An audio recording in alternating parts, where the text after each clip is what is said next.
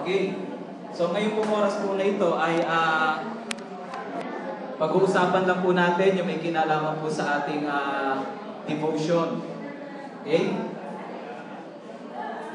Paano tayo magde-devotion? Tulad po nung binanggit kanina ni Pastor June ay meron po tayong gagamitin na notebook. Okay?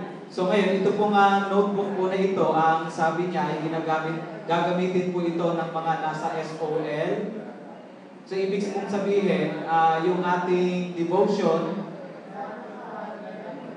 may pattern po tayo sa una, pero pagdating natin ng SOL 1, ay gagamitin na po natin yung yung journal notebook.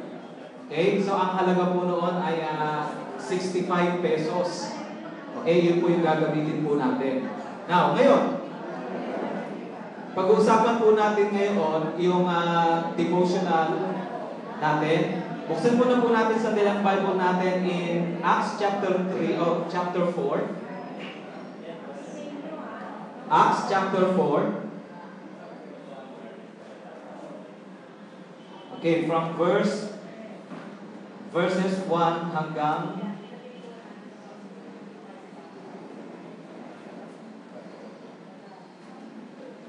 hanggang 8. Acts chapter 4, verses 1 to 8. Sabi dyan, the priest and the captain of the temple guard and the Sadducees came up to Peter and John while they were speaking to the people. They were greatly disturbed because the apostles were teaching the people and proclaiming in Jesus the resurrection of the dead. They seized Peter and John, and because it was evening, they put them in jail until the next day. But many who heard the message believed, and the number of men grew to about 5,000. Okay? So,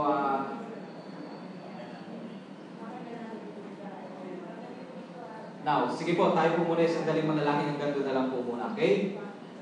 Let's pray. Lord God, sa oras po na ito kami nagpapasalamat sapagkat tuturuan niyo kami, Panginoon, kung paano namin patatatagin yung aming daily devotion. Panginoon, naniniwala kami ito ang magsusustain sa amin sa vision, Panginoon, yung aming everyday connectivity sa inyo.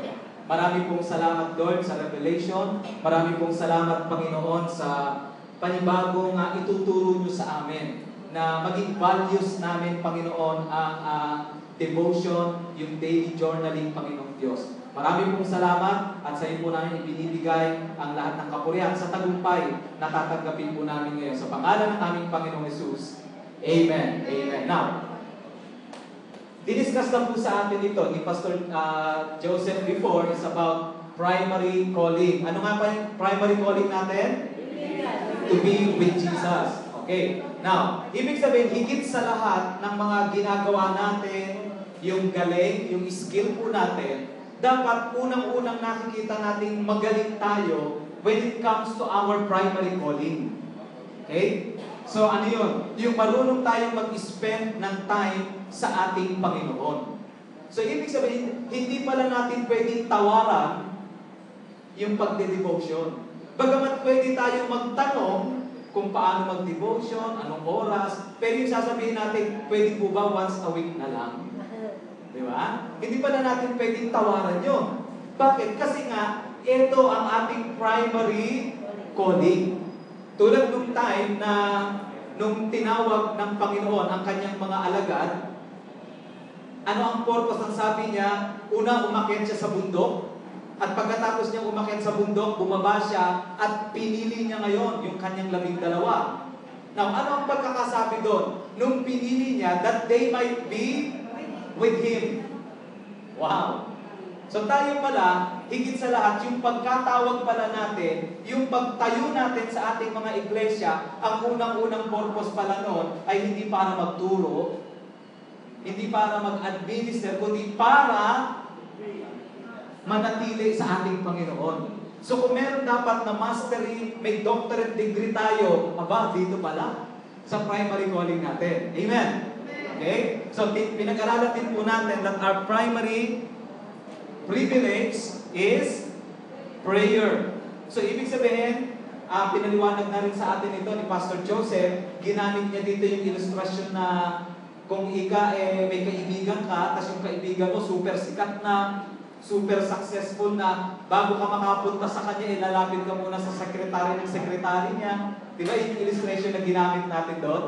Ngayon, kung ikaw pala ay kaibigan ng tao na yun, hindi mo na kailangan dumamba kung saan-saan. Direkta ka nang makikipag-usap kasi nga, privilege mo yun bilang kaibigan niya. So tayo din pala mga kapatid, itong privilege na ito, yung pananalangin, kaya lang, alam niyo po, one time nagkaroon tayo dito ng prayer gathering. Ang tawag natin doon ay prayer focus. Naalala niyo po yun, yung si Pastor Ferdy Baga po ang nanguna that time. Alam niyo po, nabanggit ko nga nung ina-assess ko nga, syempre, si Pastor Ferdy Baga ay isa na rin siya sa mga batikang pastor sa ating bansa. Tama ho ba yun? Diba? Sa ministry at na kanyang ginalawan, doon sa mga ministeryo na talagang ginagalawan niya ay may kinalaman sa prophetic ministry. At since 1980, nagsimula siya, nag-flow talaga siya doon. Kumbaga, may tuturing na nating history maker din itong ating lecturer din na ito, si Pastor Ferdy Baga. At siyempre, senior pastor pa siya ng kanyang isang church at ngayon ay nasa Cinema 9. Hello?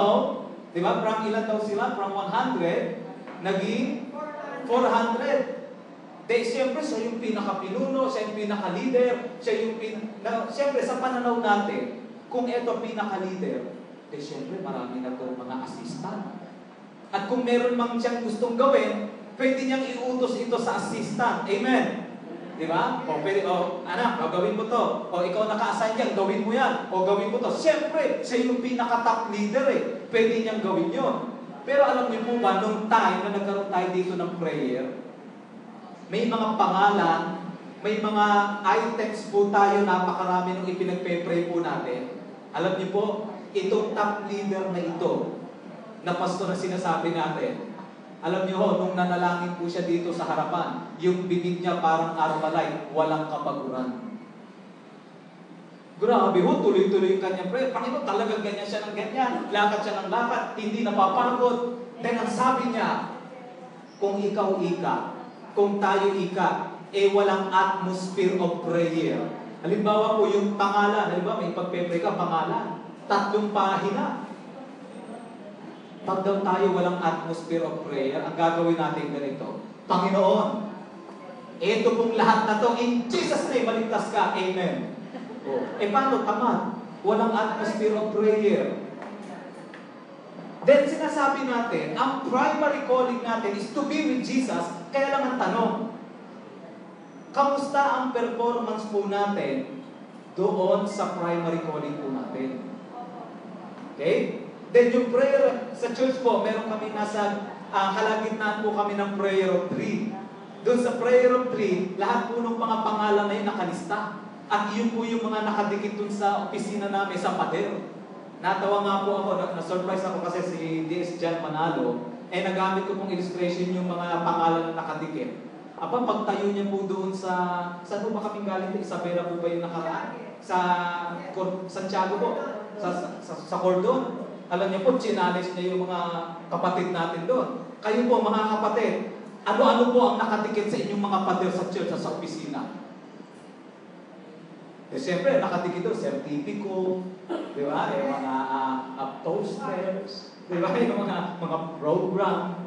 Pero dito mga kapatid, nakalista, mga pangalan. Pero alam niyo po ba mga kapatid, yung mga pangalan po na yon, iniisa-isa po namin. Hello? Di ba, no? And then, kapag may mga prayer request, yung mga listahan, mga kapatid, ang tanong, minsan po nasusukat natin yung sarili natin. Kamusta nga ba ang prayer ko? Ilan po sa atin dito kapag medyo may mahabang listahan, nagiging gifted po tayo. Paiikling ko itong prayer na ito. Sandali lang to, Lord, in Jesus' name, I apply the blood of Jesus. Amen. Gifted mag-pray. Hindi naman masama yung pinag-pray niya. Di ba? Pero, ang totoo, kung minsan, hindi naman sinasabi niyo yung katotohanan. Pero merong ipinapakita na kung minsan may katamaran. yung primary calling natin, mas halata pa na mas magaling tayo sa isang bagay kaysa dun sa primary calling natin.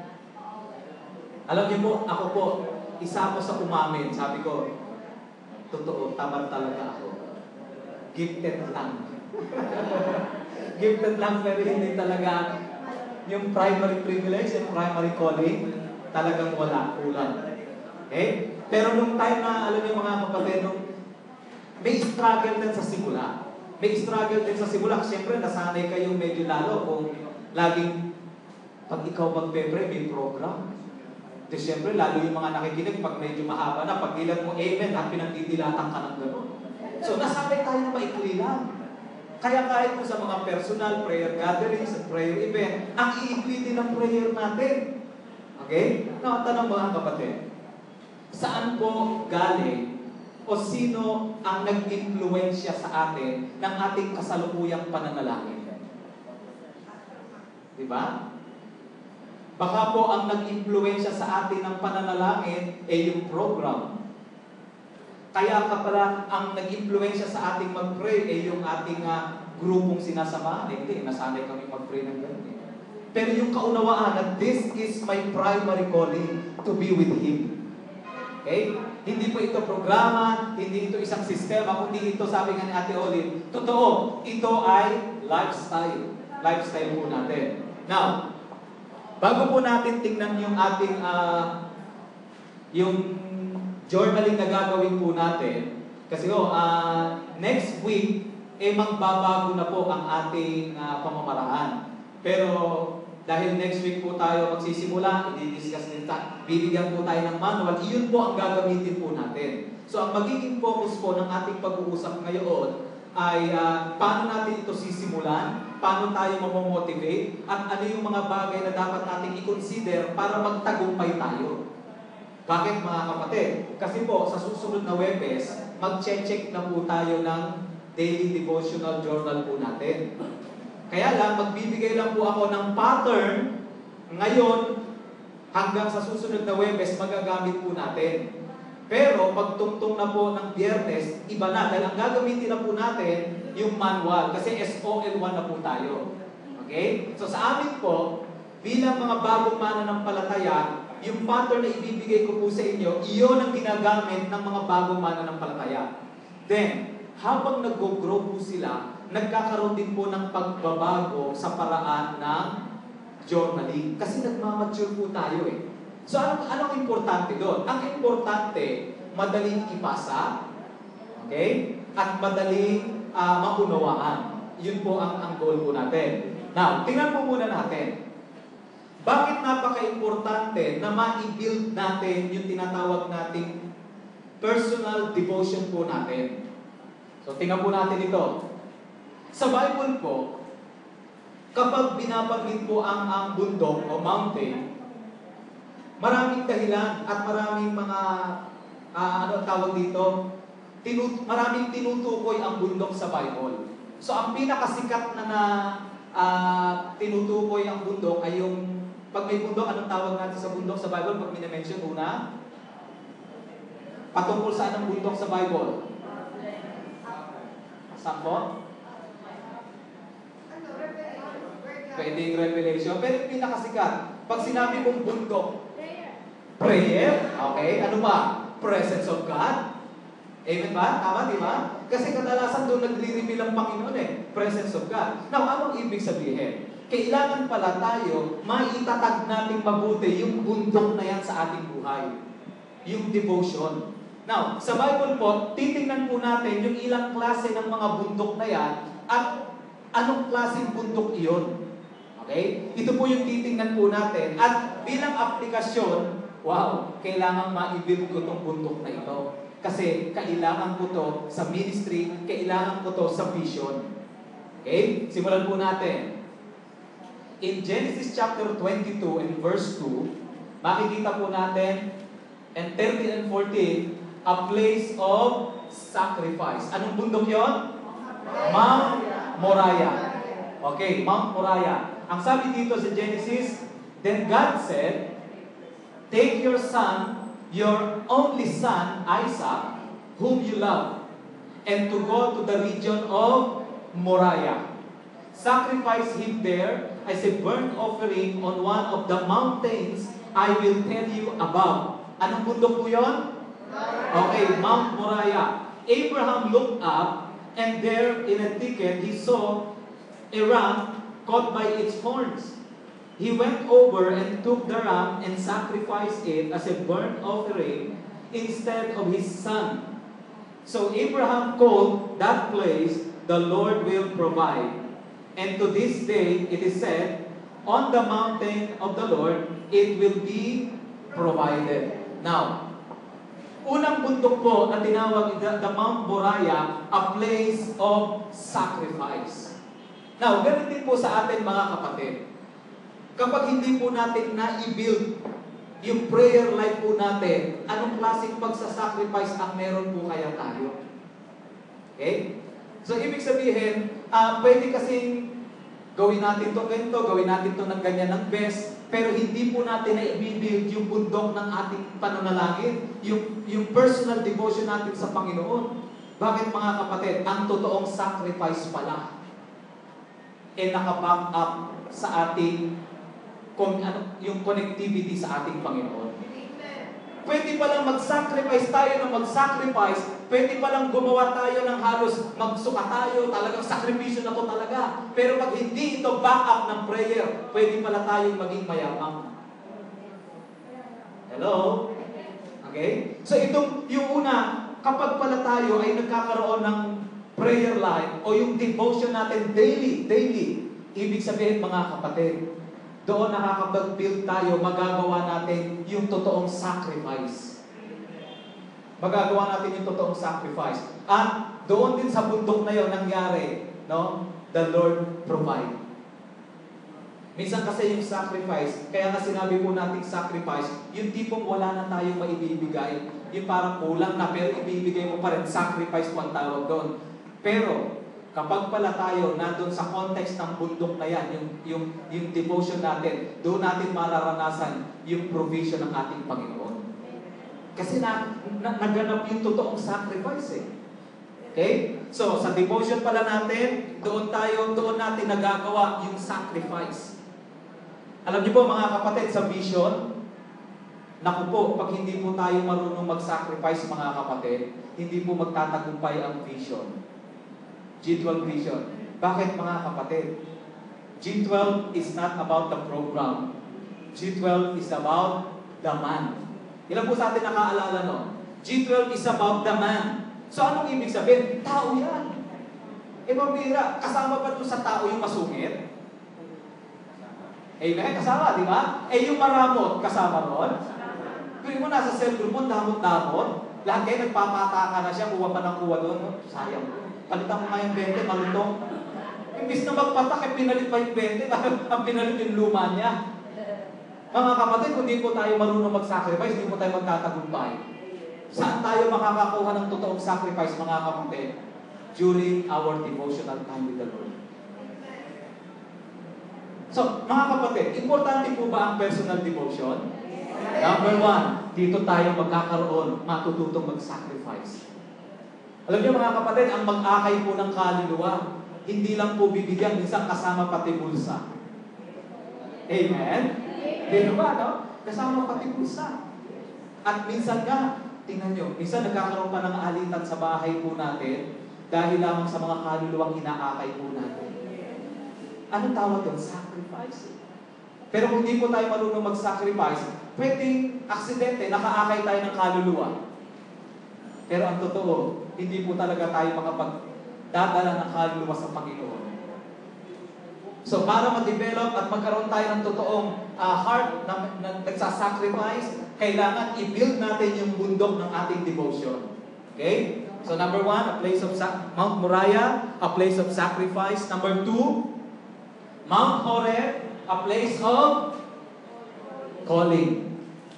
Mount Horeb, a place of calling. Tingnan niyo po. Now Moses was tending the flock of Jethro, his father-in-law, the priest of Midian, and he led the flock to the far side of the desert and came to Horeb, the mountain of God.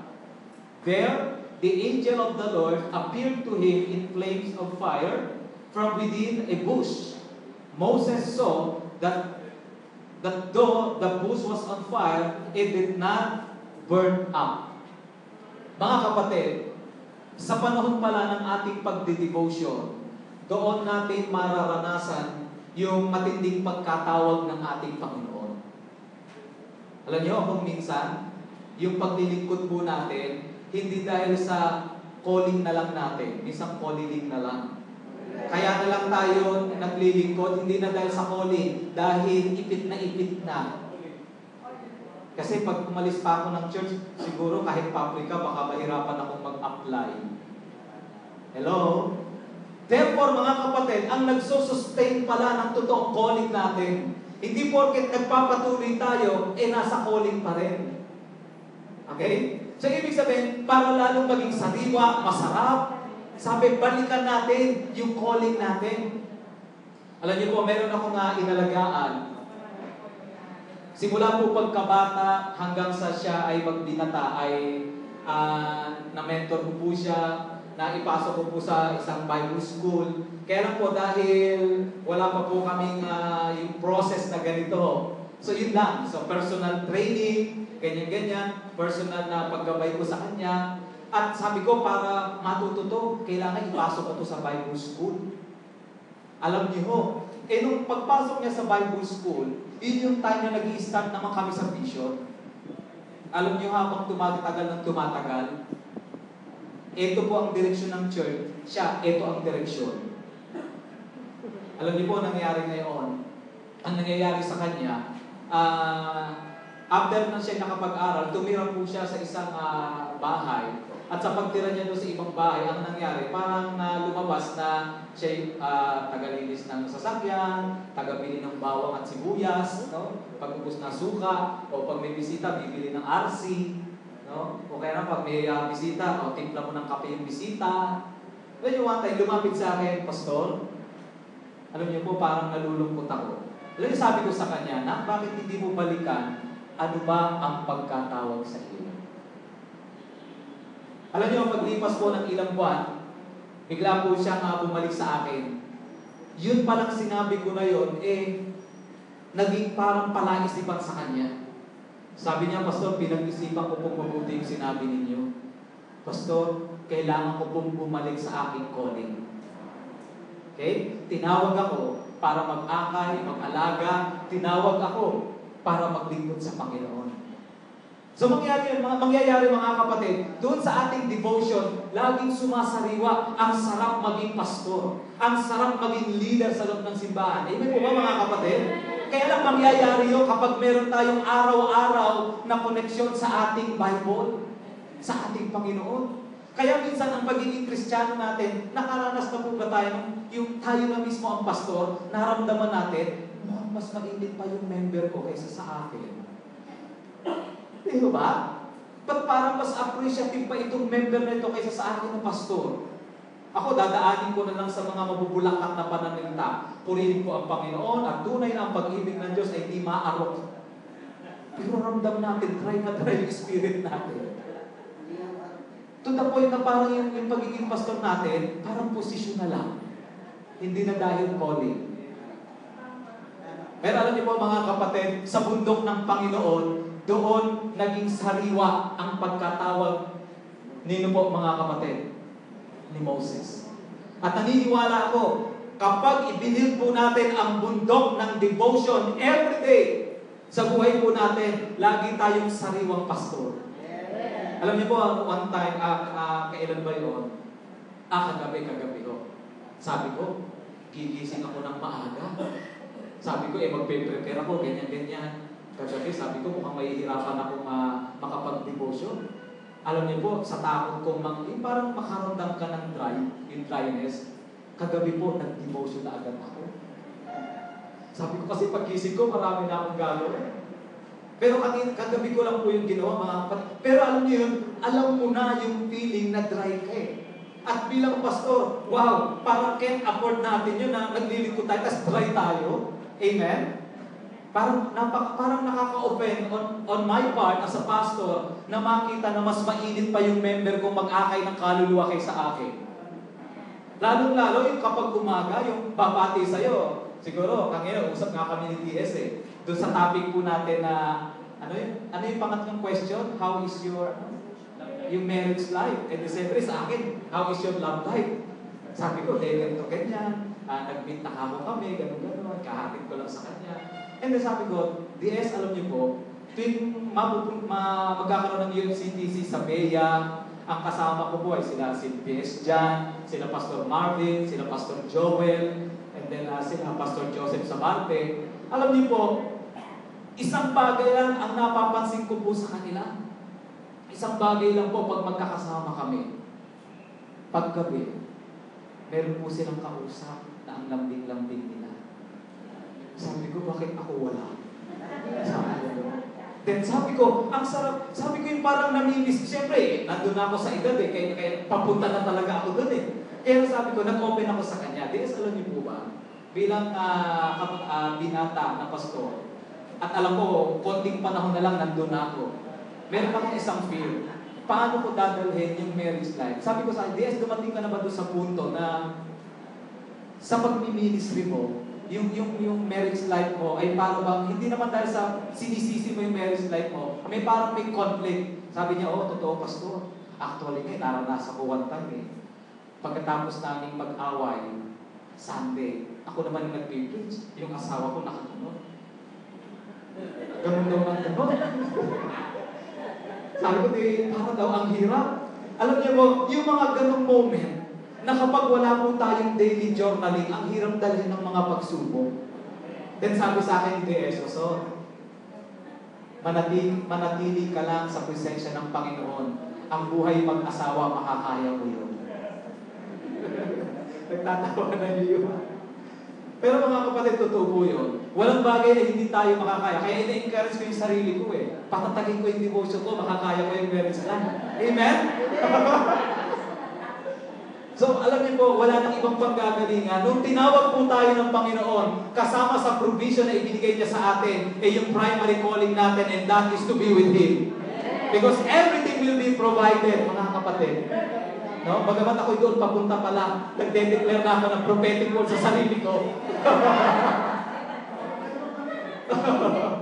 At alam ko sa bawat isa sa atin, ang magsusustain talaga sa atin, mga kapatid, alam niyo po yun, yung calling po natin, kahit saan tayo mapunta, kahit ang itsura natin bilang mga pastor ay parang manager tayo. No? Kahit ang maging itsura ng church natin ay para tayong mga general, na kung minsan nag-uutos tayo, kailangan masunod. O minsan, di ba, may puntong ang mga pastor, ganun din.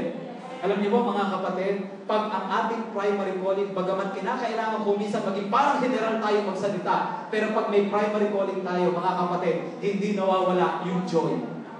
Hindi nawawala yung joy. Laging meron. Okay po? So, kung isa sa takot, yung mamiss ko yung devotion ko everyday, mga kapatid. Kaya nga po ako, yung notebook ko po, lagi ko po yung dinadala. Minsan po, nakakamiss po ako ng aking devotion, pero anong sabi po dun sa encounter po natin, pag na-miss, huwag mo kaya ma-down ka dun sa na-miss na yun. Ipagpatuloy mo, gawin mong araw-araw. Okay? So, a place of calling, Mount Horeb. Next, ang Mount Sinai, a place of command. Okay? Mount Sinai, a place of command. So, nakikita natin, mga kapatid, kapag pala pinatatag natin ang ating devotional life, una, doon natin magagawa ang sacrifice in the context of our primary calling. And then, mananatili pala yung joy ng ating paglilingkod, yung joy ng calling natin in the context of our primary calling. Okay? Amen.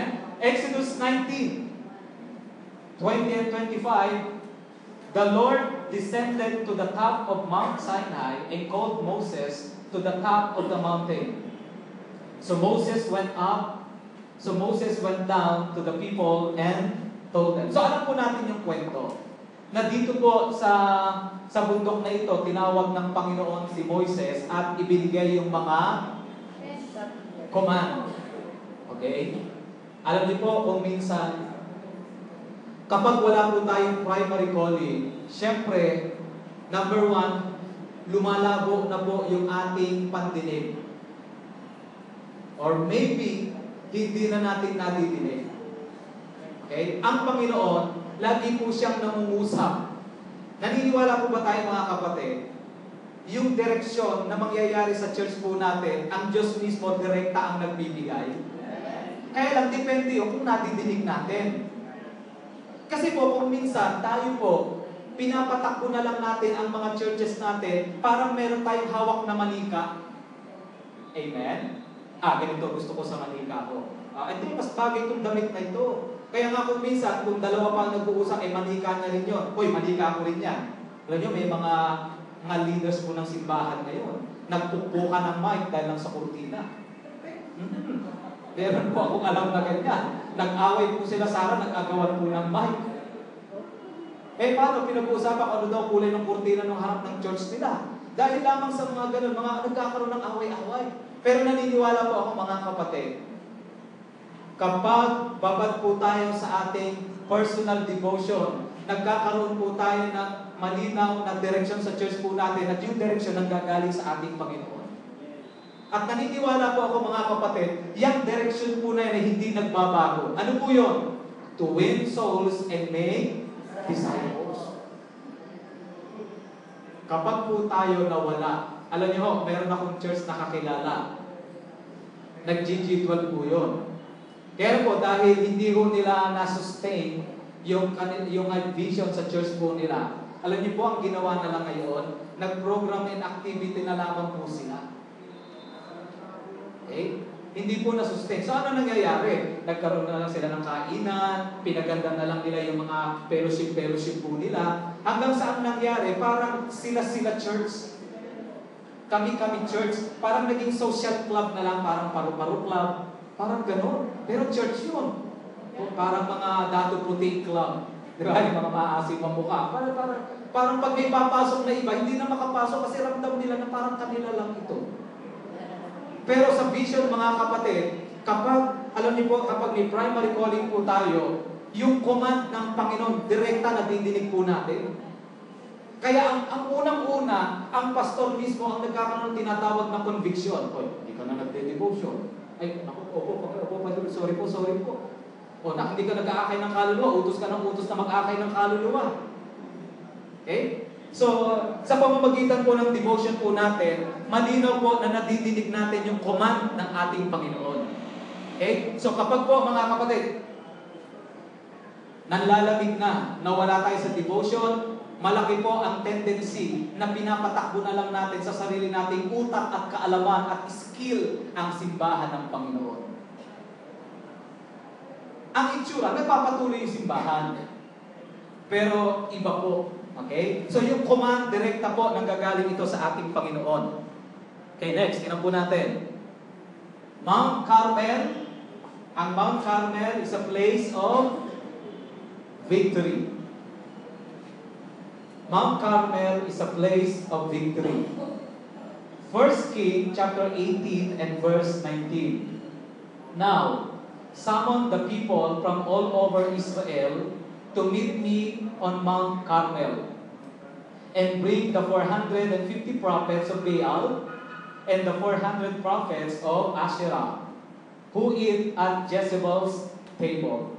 So ito pong kwento na ito, makikita natin ay yung pagtatagumpay ng Panginoon. Okay? So alam po natin na nagkaroon ng tinatawag na paligsahan. Okay? At yung sinubok sila.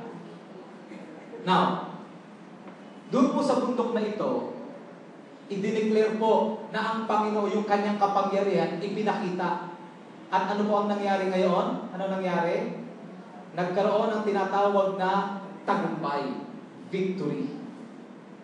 Mga kapatid, ang sinasabi din po natin dito, kapag pinatatag natin ang ating daily devotional life o yung bundok ng Carmel sa buhay po natin, okay, yung bundok na yun, doon natin mararanasan mga kapatid yung victory. Alam niyo po sa church, Kami po ngayon ay nasa, yun nga, tulad na banggit ko, nasa month of prayer po kami ngayon. Pero bukod po doon sa month of prayer, weekly po, meron kaming tinatawag na prayer works every Saturday morning, 5 a.m. to 7 a.m. So ginawa po namin yon ka-class yung aming pong prayer, yung prayer of 3. So nananalangin po kami kada madaling araw po no, ng Sabado sa mga kaluluwa. At alam niyo po ba ang mga pinag-uusapan po namin ngayon, maghanda na tayo sa 2012. Kaya ngayon pa lang, nagpe-pray na po kami ng upuan.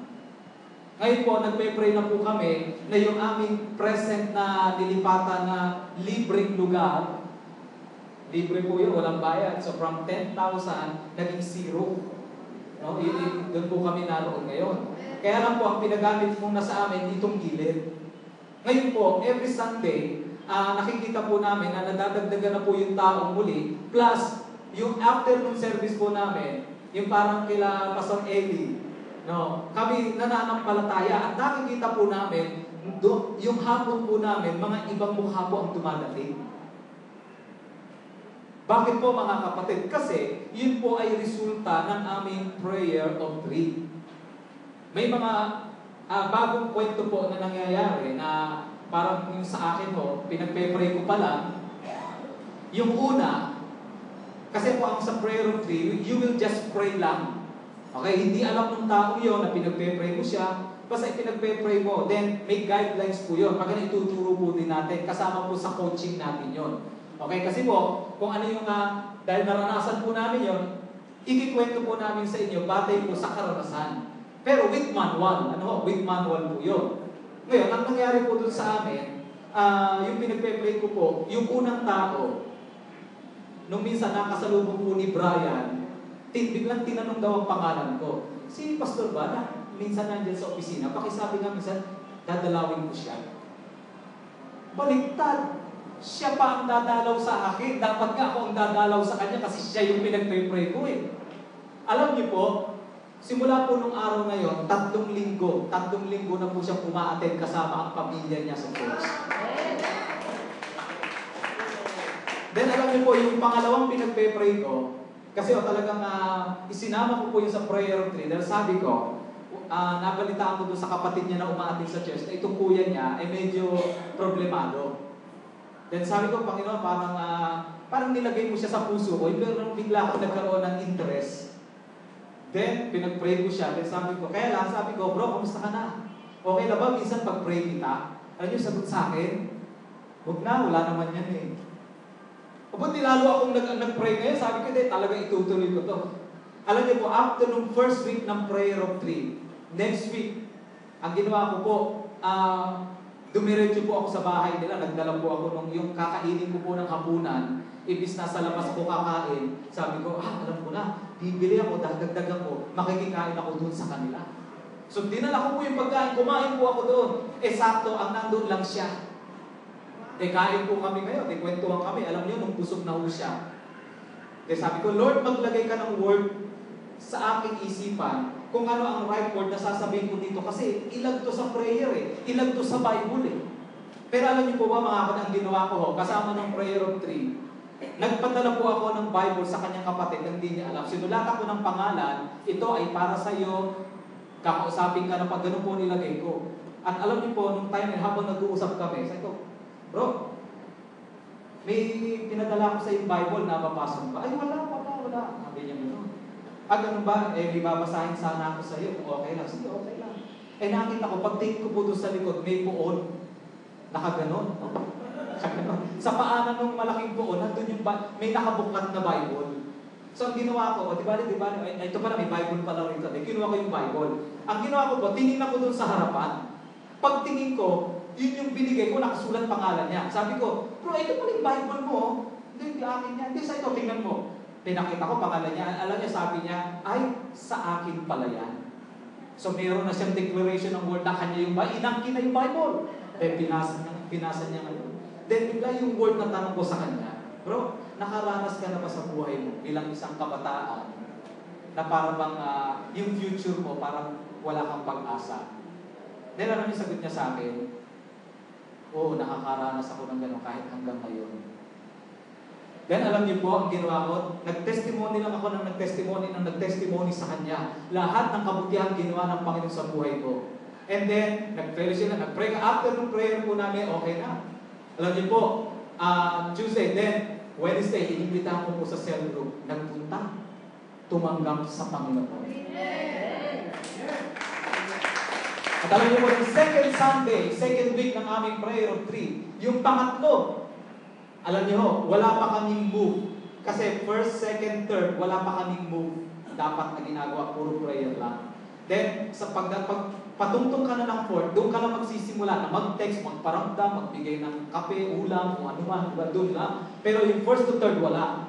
Second week, yung pinagpe-pray ko po, nagulat ako. Pagtayo ko ng second service po, mag-preach ako, hindi ko nahinaan yung cellphone ko.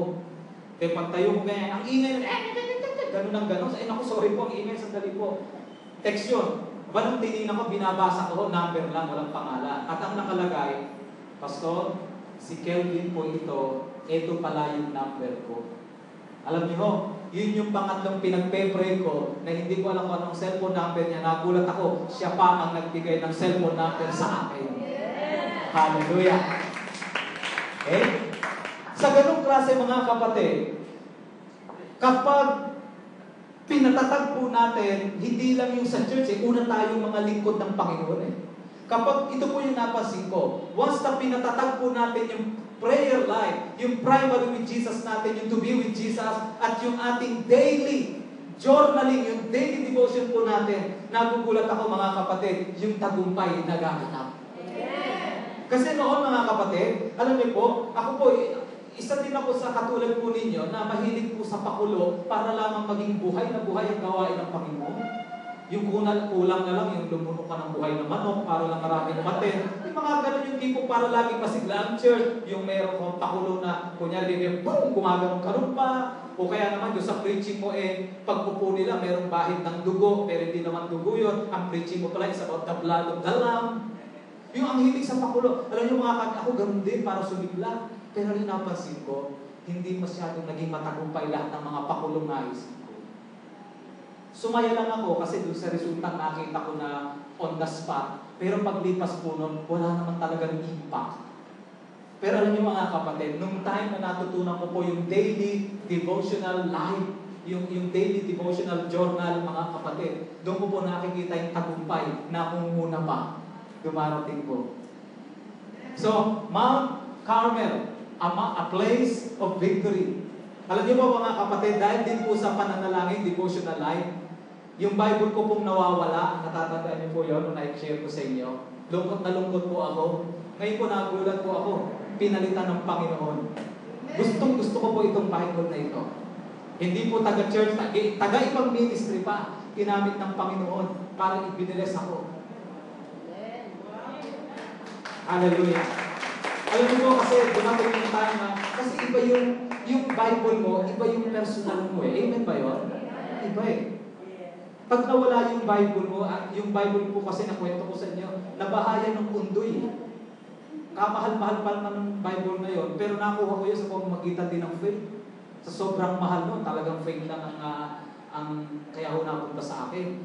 Nung nasira po yun, nanalangin ako ulit. Alam niyo, sa tagal ng panahon, sa Singapore pa ako nakabili ng Bible. Nung nakita ko po yun, talagang parang, ay, in love po ako. Kaso nung napunta po ako ng UTS, grabe yun, no? Naiwanan ko po yung Bible ko doon, pagbalik ko, wala na. Na-rapture.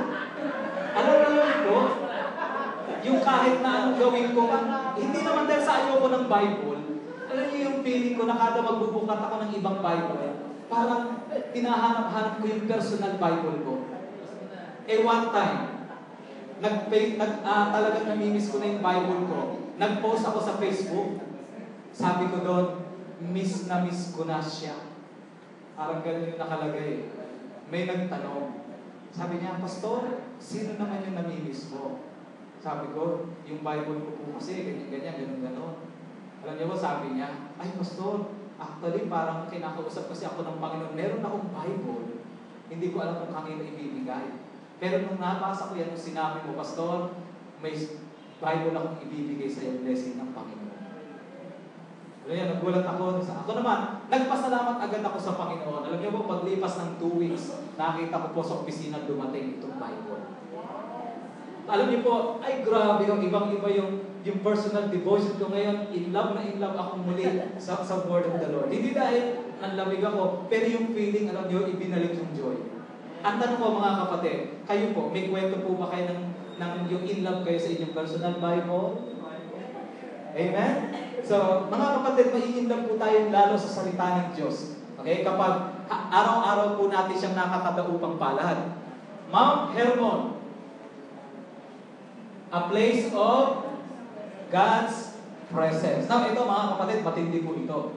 Mark chapter 9 and verse 2. After 6 days, Jesus took Peter, James, and John with him and led them up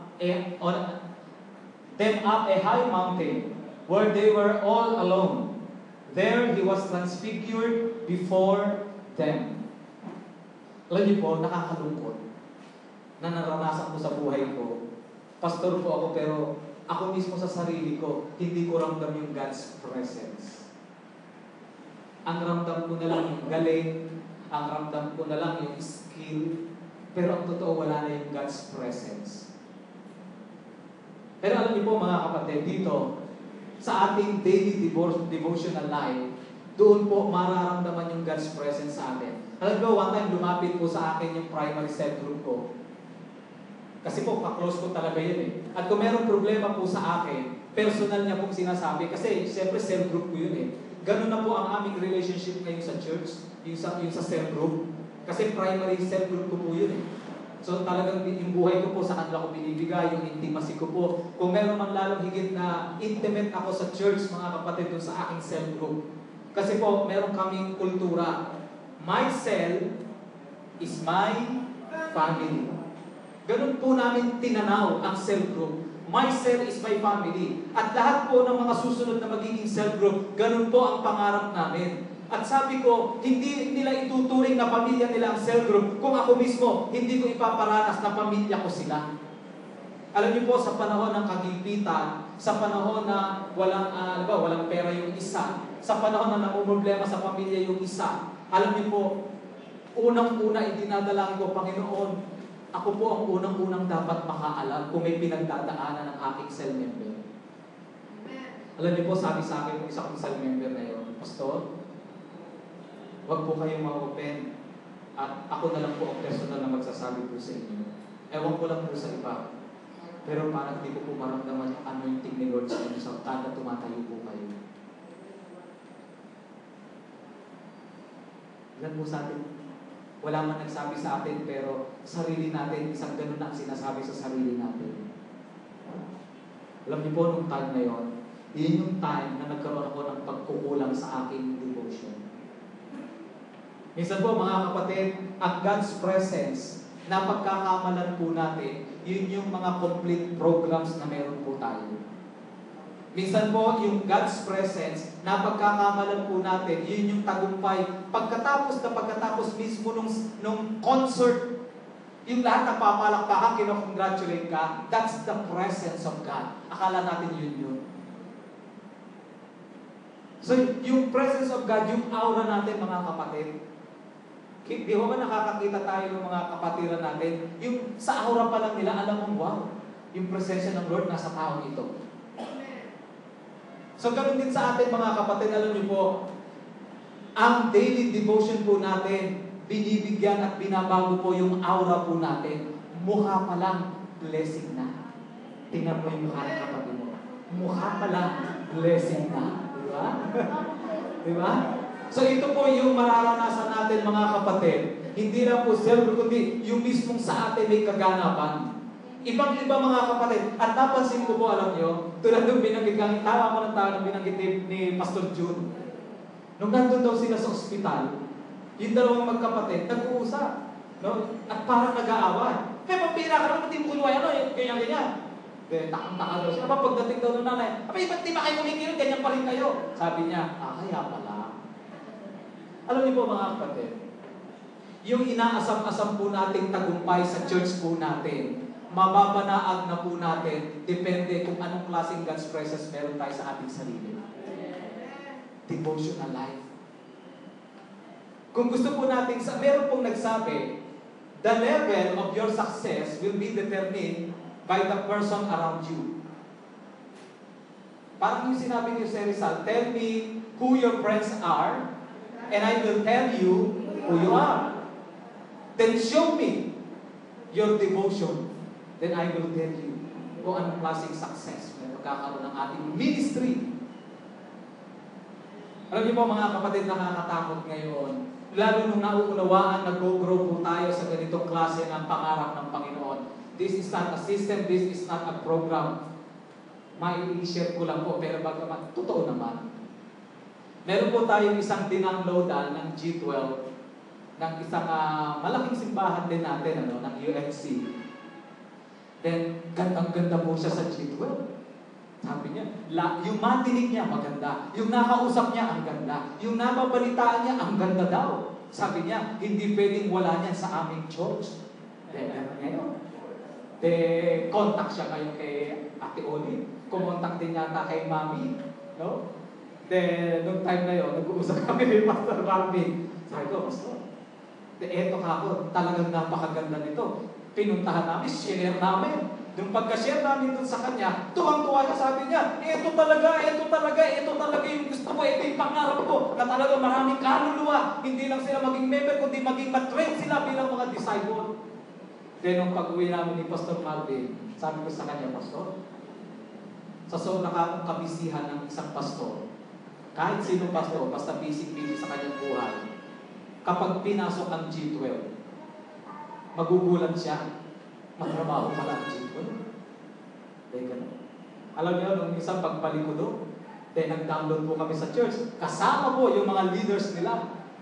Grabe, tuwang-tuwa po yung mga leaders nila. Nagtatanong po sila. At siya din, tuwang-tuwa. Alam niyo, sa tuwa niya, nasabi niya, naku po, ano ba yan? Ito palang G12 mo ito, napakatrabaho. Talagang nakapasok ko ito. Sabi niya gano'n. Pero wala akong magagawa. Hello? Alam niyo ba, mga kapatid? Masusustain lang po. At kahit yung quiz, kanina nung pinag-uusapan na yung quiz, nagbabago na po yung mga mukha nito eh. Nakikita ko po. Nung pinag-uusapan na yung mga grading system, yung mga points, medyo parang, ayos na, maka-absent na nga lang sa susunod. Pero yung mga kapatid, the more na yung presence ng Lord, the more na nag-daily devotional po tayo, the more na makikita natin napakadali ng ministry, yung itong G12 na ito. Alam niyo po sa amin din, mga kapatid, natutuwa po ako kasi first time ko lang po makamit ng isang pastor na yung ganito mismo, pero matagal ko nang namimit si Pastor June. Pero yung direktang ginagawa ng dulos, yung nakita ko, mismo ngayon nakita ko. Alam niyo po, kasi sa church po namin, pag may exam, tama po, ang goal kasi, hindi ibagsak, hindi sukatin ang IQ ng tao, kundi ang purpose ng exam is tulungan sila. Alam niyo kung minsan, ang mga tanong ko po sa exam, minsan naranasan ko po yung tanong mismo nandun na yung sagot. Kasi ang goal, alam niyo po mga kapatid, sabi ko nga, ang klase ng exam na paggawa sa SOL, yung ganito, yung sa school kasi pag mag-exam, nakakatakot. Di ba? Kaya ganyan ang reaksyon mo natin kanina, yung sinasabi exam. Pero alam niyo po, habang nasa vision po tayo, alam niyo po ang mangyayari. Pag nagpapa-exam, tuwang-tuwa pa yung nag-e-exam. Ganun po yung klase ng pagpapa-exam. So, anong ibig sabihin mga kapatid? Alam niyo po, lahat ng ihirap na pagdadaanan po natin, basta yung God's presence, nasa atin, makakaya po natin. Pangalawa mga kapatid, kahit na anong pressure ang pinagdadaanan natin, ang makikita sa atin, yung God's presence, hindi yung pressure. Diba? Minsan nung kasi, bago may nakakatulong, umiinom tayo ng mga, ang tawag yung stress tab. No? Sa dami ng trabaho sa, umiinom tayo ng mga kung ano, pampatanggal ng mga kaba o ano, kabog. No? Minsan hindi na kaba, kabog eh. No? Pero alam niyo mga kapatid, yung God's presence, yan ang a-absorb ng lahat sa ministry natin. Okay? Next.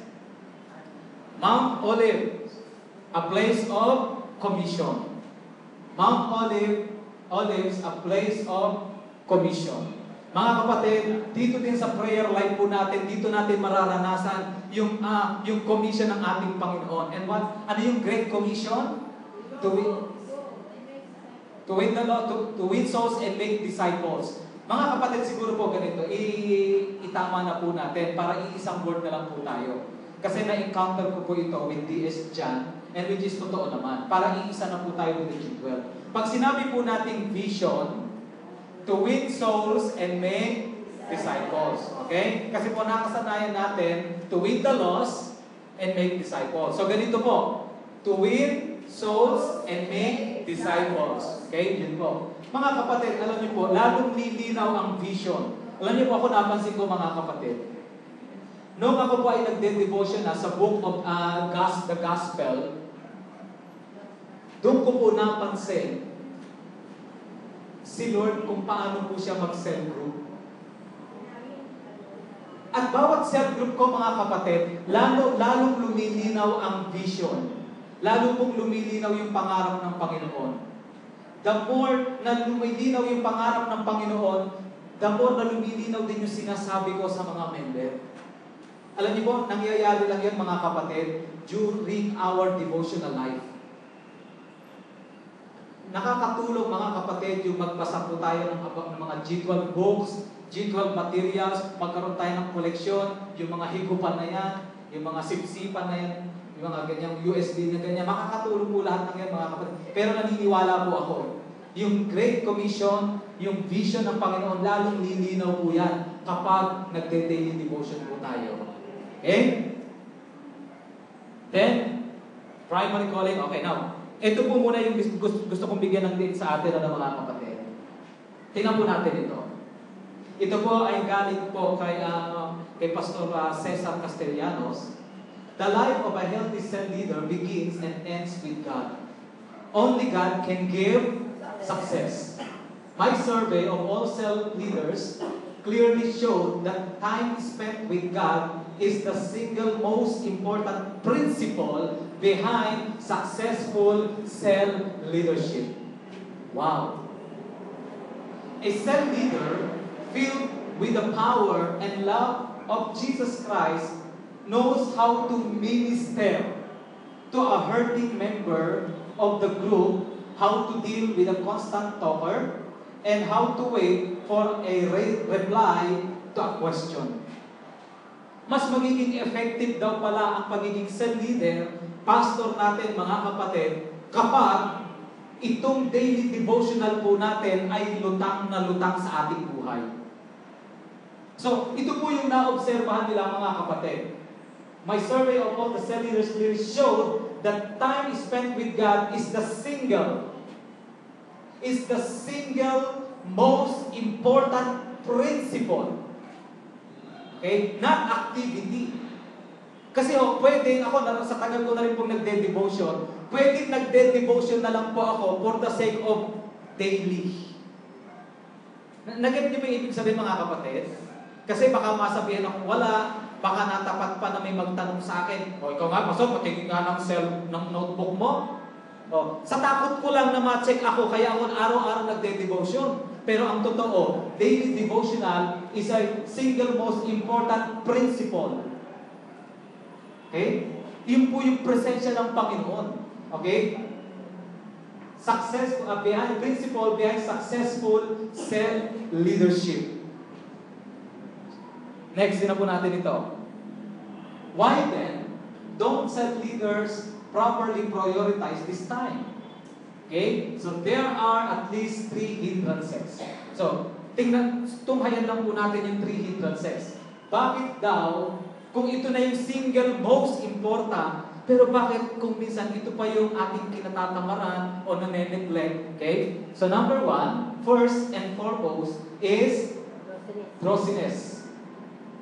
We've all battled with sleepiness during personal devotions. Siyempre, pag-gising natin ng umaga, di ba? Lalo kung pagod tayo sa gabi. ang nangyayari, naggigising tayo dahil kaya sa sobrang minsan pagod, sa sobrang yung mga pressure na nararanasan po natin, ano nangyayari? Lutang na lutang po yung antok sa atin. I'll never forget David Cho's advice about early morning devotions. Get out of bed. Wow. Grabe, napaka-practical yung advice, ano? Bili mo, si Pastor Paul yung Bicho, pastor ng pinakamalaking church sa buong mundo, tinanong patungkol sa devotion. Pastor, paano po ba magiging effective ang devotion? Ito ang sagot niya, get out of bed.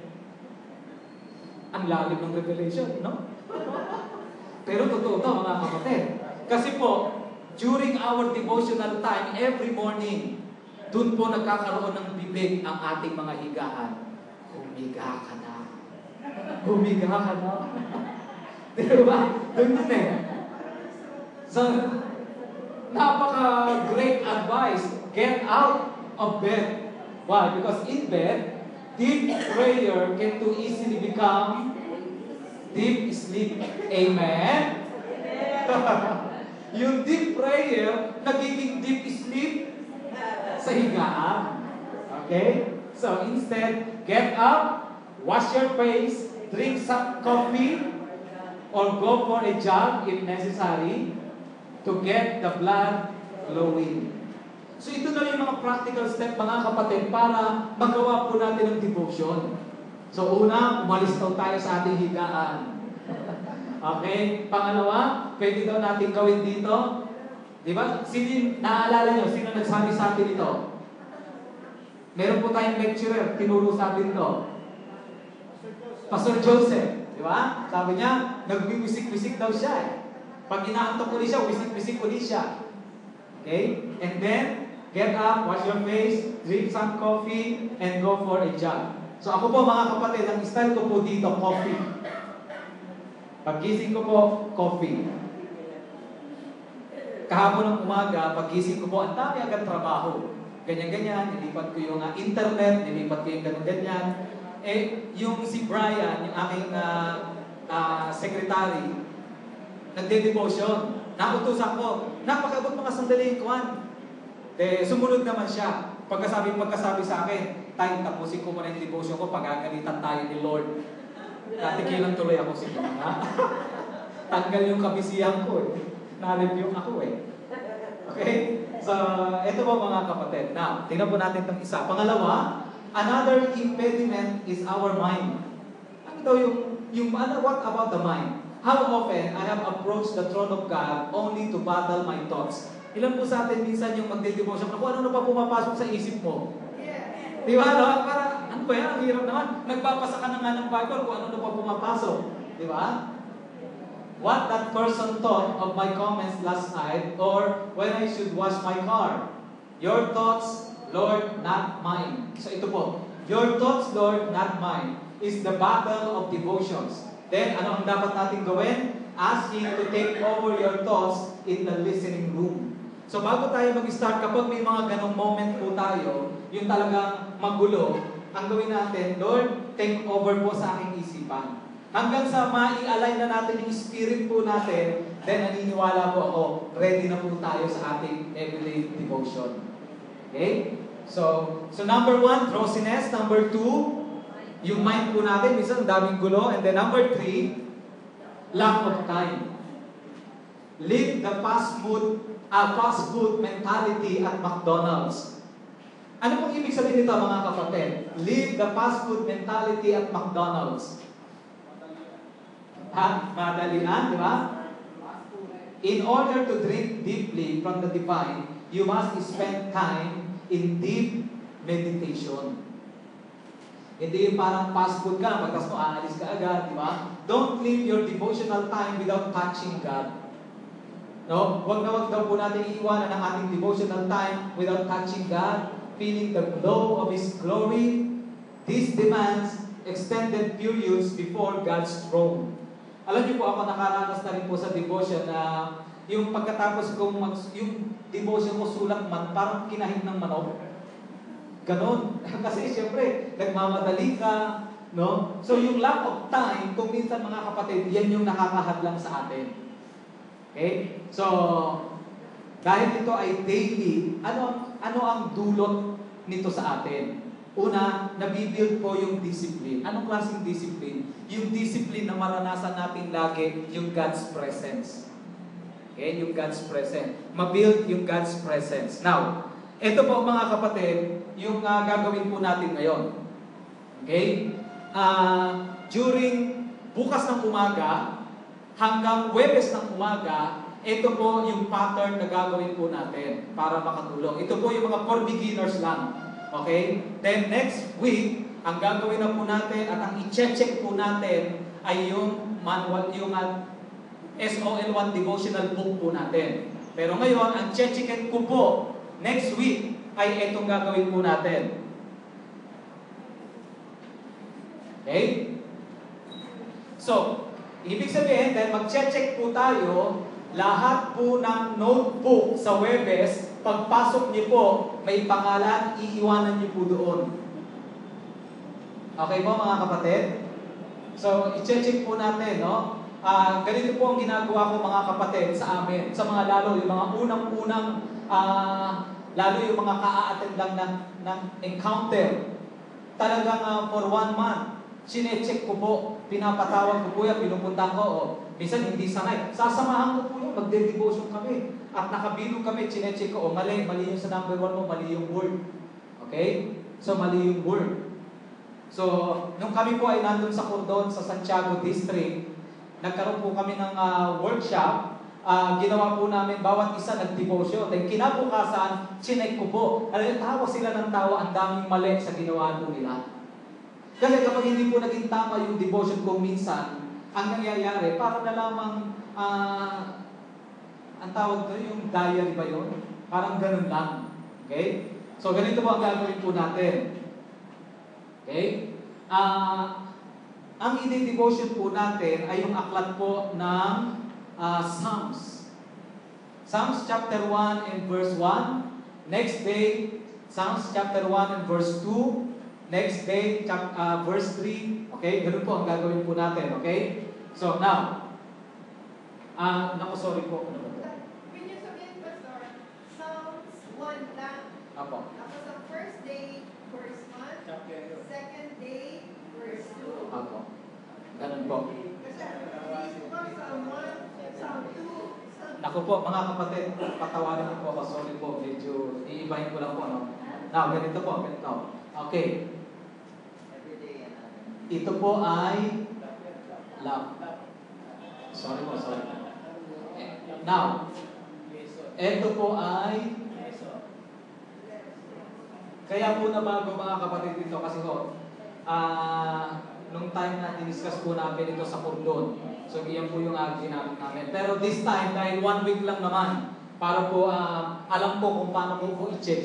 Okay? And then i-correct ko po yan sa pagtayo ko, part ng coaching, lahat po ng mga naging devotion ninyo, yung mga dapat i-correct, lalagyan ko na po ng red ballpen, yung mali, no? Para at least makita nyo, okay? Para mag-get nyo po yung idea. Para po sa susunod na mga gagawin po nating devotion, alam po natin, okay? So, ito po, wala na po ito. Application prayer. Love. Ito po mga kapatid, pang new believer po talaga ito. Pero pag tungtong po ng SOL1, naiiba na po ang devotion. Okay? So, ito po yung gusto kong makita mga kapatid. Kasi, madali po itong ipasa sa mga bagong mananampalataya. Sample. Okay. Ang text natin ay John 3:16. Okay, nabanggit ko na po ito sa inyo, no? John 3:16. So, ang gagawin ko po, isusulat ko po yung for God. Okay, kunyari po, so around the world. Now, lesson number 1. Dahil po ito, dito po sa lesson, ang pinakasusi na dapat na nakasulat dyan ay yung salitang I, me, my. Lahat po ng ito ay personal. Bakit mga kapatid? Ang devotion, hindi ka nagko-comment sa Bible. Naalala niyo po yung binanggit natin doon sa encounter? Minsan kasi, baka mamaya, nagko-comment lang tayo. Parang ganito po. Lesson number 1. Mahal pala ni Lord ang mundo. Ang tanong mga kapatid, tama po ba ito?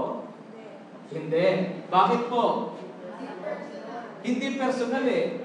Inulit mo lang yung sinabi ng Bible eh. Wala pang lesson doon. Amen? So ang lesson, yung meron ka ng personal na tinanggap na sinasabi ng verse. Okay? Sample po, mga kapatid. Okay. For God so loved the world. So nung time po, mga kapatid, alam niyo ito, totoo po yan. Nung time na nag-devotion ko po ito, di ba na-share ko na po sa inyo?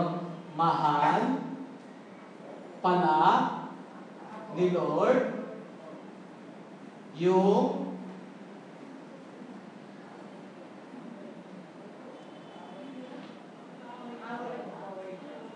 So ano ang naging susing salita? Bakit naging personal? Ko. Okay? Alam niyo po, nung minsan merong nag-devotion, mahal pala tayo ng Diyos. Mali. Bakit po? Hindi naman personal. Hindi personal. Kaya nung time na tinanong ko siya, nung nagde-devotion ka, may kausap ka ba? Na ibukod kay Lord? Sabi ko, wala po. Eh, ba't may tayo? Kasi yan ay mensahe ni Lord sa'yo. Nag-get niyo ba mga kapatid? Dito ko po tinuturuan ang mga bagong mananampalataya. Okay? So ito po ay during nung mapatanggap mo sila sa Panginoon, sinasama mo sila sa cell group, hanggang sa mag-encounter, post-encounter, pagtungtong ng SOL1, tinuturuan na po sila ng bagong style. Okay? Batay doon sa mga pinag-aaralan. Okay? So ito po yung mali. Ngayon, kung iyan po yung, depende po kung ilan yung mga personal na ipinakita. Application. Dahil mahal pa lang ni Lord yung aking kaaway o yung kagalit ko, yung kinaiinisan ko, therefore,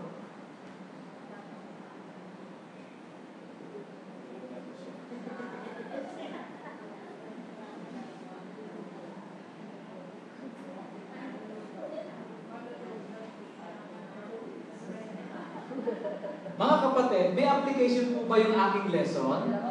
Meron. Diba? So, malinaw. So, hindi po masyadong malawak. Ito po ang kadalasang nangyayari. Mahal pa lang ni Lord yung taong kinakainisan ko. Mahal pa lang ni Lord yung taong kinakainisan ko. Sabi ko, Lord, ganun pala, mahal pa lang. Therefore, then, ito na lang. Dapat pala, pakitaan ko ng mabuting gawa yung kinaiinisan ko. Tama ba yun, mali? Tama. Nasaan po ang kilos? Wala pang kilos yun. Kasi, idea pa lang yun eh.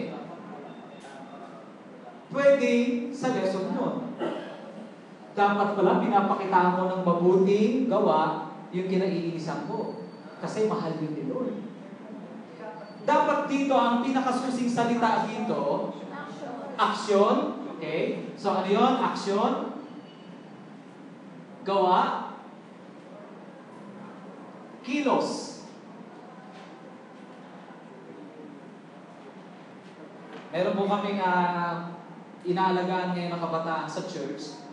At dahil kagabi, gabi nang umuwi, sakto si Brian, sabi niya, Tay, sakto yung devotion ko ngayon. Bakit? Eh kasi di ba si ganito nga, kakausapin ko kasi siya, bakit siya ginabi uwi? Hindi naman pwede yun eh. Eh ang nakalagay sa devotion ko, you must love one another. Balak daw niya sabunin eh. Sabi niya gano'n. Kaya daw ngayon, medyo bumait siya. Kaya kakausapin niya daw ng mahinahon. So yung kilos na gagawin niya, yung kakausapin, mahinahon. So yun ang kilos. Okay? Then, prayer. Then, doon na natin hihingin yung kalakasan ng Panginoon. Ng Panginoon, tulungan niyo po ako na gawin ito, ganyan-ganyan. Salamat po, ipinaunawa mo sa akin. Lord, sorry po kung nagtanim ako ng sama ng loob doon sa mga taong kinakainisan ko. Malinaw po mga kapatid? Okay? So, yan po ay checkin po natin next week. Okay? Checkin po natin next week. At iyan po yung mga devotion po natin na kailangan ma-build po natin. Psalms chapter 1 verse 1. Yan po ay bukas. 7. At chapter 1 verse 1. So, bali 7 days po yan hanggang verse 7. Hanggang Thursday. Apo, hanggang Thursday po yun. So, ang gagawin po natin, now, next week po, dalawa po ng klase ng report ang dapat dala-dala po natin. Okay? So, pwedeng pakilagay po sa papel. Kahit simple lang po, ganito. Maglagay na po ako dito ng template para po kuwan mo. Okay. Name, church,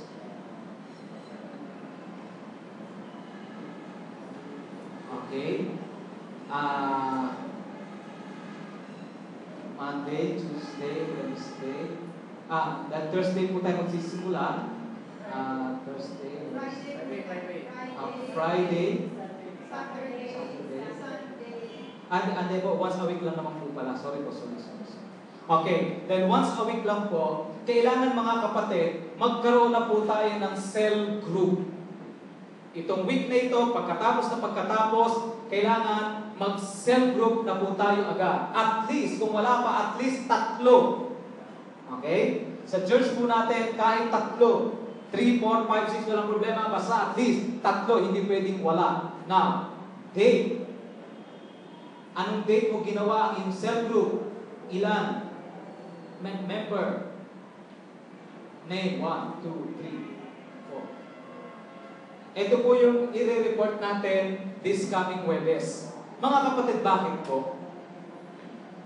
Ito po yung makakatulong po sa atin.